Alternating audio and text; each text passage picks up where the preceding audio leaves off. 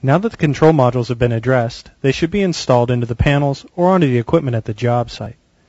The main steps for installing the hardware include installation of the control modules, installation and termination of communications, power, and I/O wiring. First, let's install the control modules. We're going to assume that the modules have already been installed for us, so we won't go into detail here. However, basic installation instructions were shipped with the hardware to assist you during the installation. If additional instructions are desired, refer to the technical instructions for each module.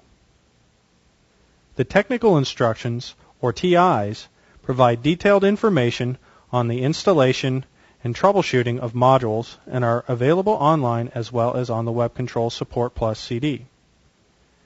They include many of the steps that this training will cover, including addressing, wiring, and troubleshooting. Prior to terminating any wiring, let's briefly review Automated Logic's recommended wiring guidelines.